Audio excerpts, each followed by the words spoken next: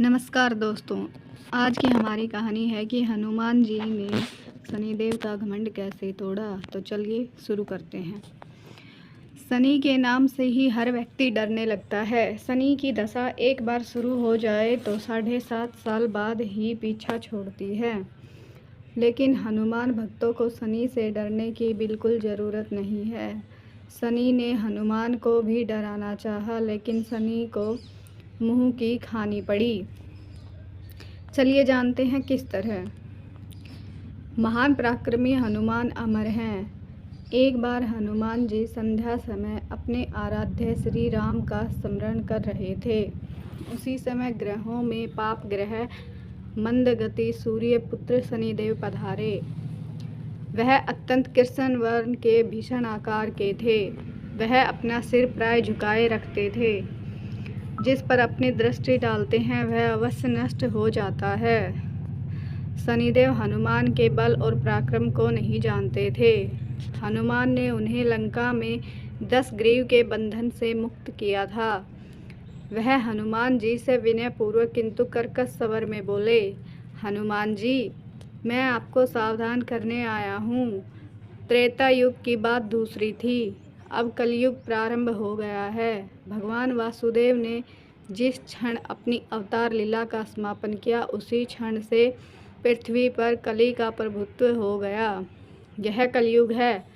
इस युग में आपका शरीर दुर्बल और मेरा बहुत बलिष्ठ हो गया है। अब आप पर मेरी 7.5 की दशा प्रभावी हो गई है। मैं आपके शरीर पर आ रहा हूँ। शनिदेव को इस बात का तनिक भी ज्ञान नहीं था कि रघुनाथ के चरणों पर आश्रित रहने वालों पर काल का प्रभाव नहीं होता। दयानिधि जिनके हृदय में एक क्षण को भी आ जाते हैं, काल भी उनका कुछ नहीं बिगाड़ पाता। ब्रह्मा के सेवकों का नियंत्रण, संचालन, पोषण प्रभु ही करते हैं। उनके सेवकों की ओर दृष्टि उठाने का साहस कोई नहीं करता। शनिदेव के बड़े भाई यमराज भी प्रभु के भक्त की ओर देखने का साहस नहीं कर पाते। हनुमान जी ने शनिदेव को समझाने का प्रयत्न किया। आप कहीं और जाएं, ग्रहों का प्रभाव पृथ्वी के मरणशील प्राणियों पर ही पड़ता है। मुझे अपने प्रभु का स्मरण करने दें। मेरे शरीर में श्री राम के अलावा दूसरे किसी को स्थान नहीं मिल सकता। लेकिन शनिदेव को इससे संतोष नहीं मिला। वह बोले, मैं सृष्टि के विधान से विवश हूँ। आप पृथ्वी पर रहते हैं, अतः आप मेरे प्रभुत्व क्षेत्र से बाहर नहीं हैं। पूरे 22.5 वर्ष व्यतीत होने पर 7.5 वर्ष के अंतर से 2.5 वर्ष के लिए मेरा प्रभाव प्राणी पर पड़ता है, किंतु यह गौण प्रभाव है। आप पर मेरी 7.5 आज इसी समय से प्रभावी हो रही है। मैं आपके शरीर पर आ रहा हूँ, इसे आप टाल नहीं सकते। फिर हनुमान जी कहते हैं, जब आपको आना ही है तो आइए। अच्छा होता कि आप मुझ वृद्ध को छोड़ ही देते। फिर शनिदेव कहते हैं, कलयुग में पृथ्वी पर देवता या उपदेवता किसी को नहीं रहना चाहिए। सबको अपना आवास अन्य लोकों में रखना चाहिए।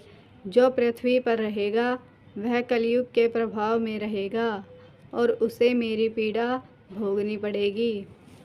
और ग्रहों में मुझे अपने भाई यम का कार्य मिला है। मैं मुख्य मारक ग्रह हूँ और मृत्यु के सबसे निकट वृद्ध होते हैं, अतः मैं वृद्धों को कैसे छोड़ सकता हूँ। हनुमान जी पूछते हैं, आप मेरे शरीर पर कहाँ बैठने आ रहे हैं। शनिदेव गर्व से कहते हैं, आपके सिर पर। मैं 2.5 वर्ष प्राणी के सिर पर रहकर उसकी बुद्धि विचलित बनाए रखता हूँ। मध्य के 2.5 वर्ष उसके पेट में स्थित रहकर उसके शरीर को अस्वस्थ बनाता हूँ। वह अंतिम 2.5 वर्ष पैरों में रहकर उसे भटकाता हूँ। फिर शनिदेव हनुमान जी के मस्तक पर आ बैठे तो हनुमान जी के सिर पर खाज हुई। इसे मिटाने के लिए हनुमान जी ने बड़ा पर्वत उठाकर सिर पर रख लिया। शनिदेव चिल्लाते हैं, यह क्या कर रहे हैं आप। फिर हनुमान जी कहते हैं, जैसे आप सृष्टि के विधान से विवश हैं, वैसे मैं भी अपने स्वभाव से विवश हूँ। मेरे मस्तक पर खाज मिटाने की यही विधि है। आप अपना कार्य करें और मैं अपना कार्य। ऐसा कहते ही हनुमान जी ने दूसरा पर्वत उठाकर सिर पर रख लिया।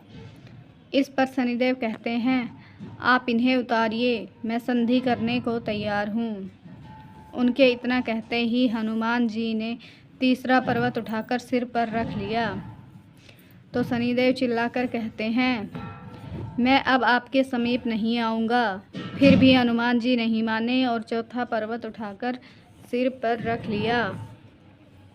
शनिदेव फिर चिल्लाते हैं, पवन कुमार, मुझे उतर जाने का अवसर दे। मैं आपके भक्तों को भी कभी पीड़ित नहीं करूँगा। हनुमान जी कहते हैं, बहुत शीघ्र मान गए, अभी तो पांचवा पर्वत बाकी है।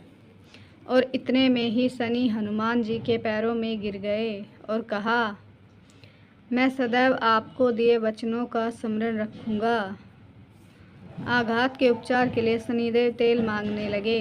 हनुमान जी तेल कहाँ देने वाले थे, वहीं शनिदेव को आज भी तेल दान किया जाता है। कहानी सुनने के लिए आप सभी का धन्यवाद।